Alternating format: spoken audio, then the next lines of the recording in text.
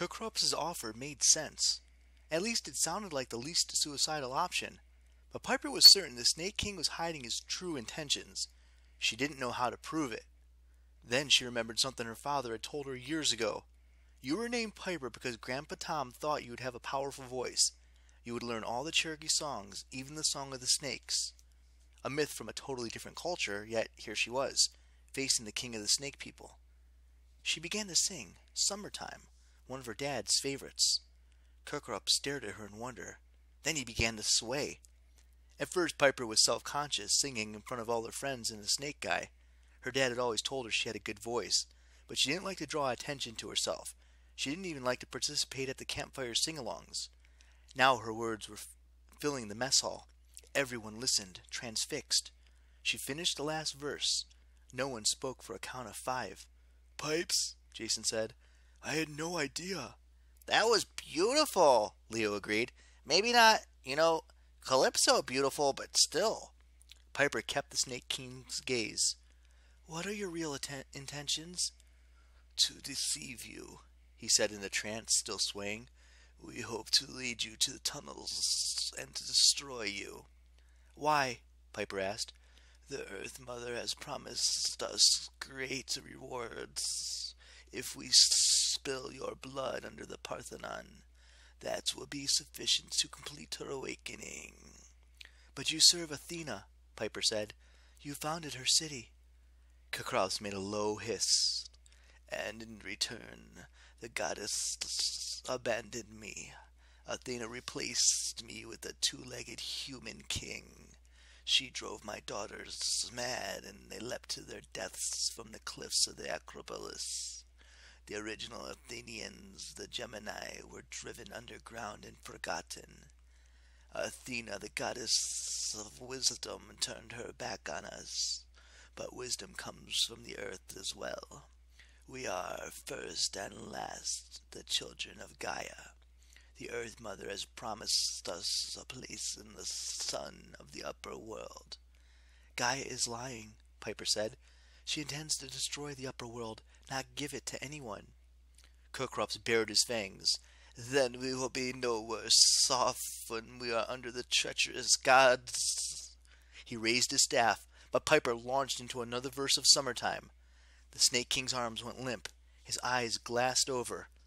Piper sang a few more lines. Then she risked another question. "The giant's defenses, the underground passage to the Acropolis. How much of what you told us is true?" "All of it," Kirkrup said. "The Acropolis is heavily defended, just as I described. Any approach above ground would be impossible." "So you could guide us through your tunnels," Piper said. "That's also true?" Kirkrops frowned. "Yes." "And if you ordered your people not to attack us," she said, "they would obey?" "Yes, but—" Kirkrops shuddered. "Yes, they would obey. 3 of you at most could go without attracting the attention of the giants." Annabeth's eyes darkened. "Piper, we'd be crazy to try it. He'll kill us at the first opportunity."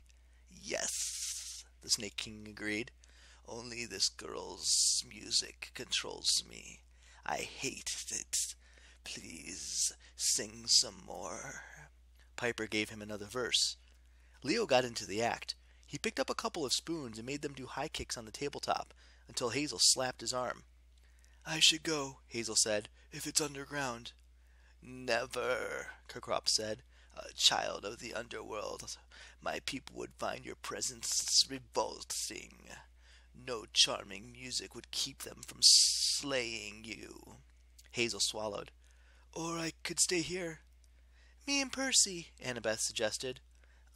Percy raised his hand. "Just gonna throw this out there again. That's exactly what Gaia wants, you and me. Our blood watering the stones, etc." "I know," Annabeth's expression was grim. "But it's the most logical choice. The oldest shrines on the Acropolis are dedicated to Poseidon and Athena. Kirkrops, wouldn't that mask our approach?" "Yes," the Snake King admitted. Your sense would be difficult to discern. The ruins always radiate the power of those 2 gods." "And me," Piper said at the end of her song. "You'll need me to keep our friend here in line." Jason squeezed her hand. "I hate the idea of splitting up." "But it's our best shot," Frank said. "The three of them sneak into the and disable the onagers, cause a distraction. Then the rest of us fly in with ballista blazing." "Yes," Kirkhope said. "That plan could work, if I do not kill you first." "I've got an idea," Annabeth said. "Frank, Hazel, Leo, let's talk. Piper, can you keep our friend musically incapacitated?" Piper started a different song, "Happy Trails," a silly tune her dad used to sing to her whenever they left Oklahoma to return to L.A.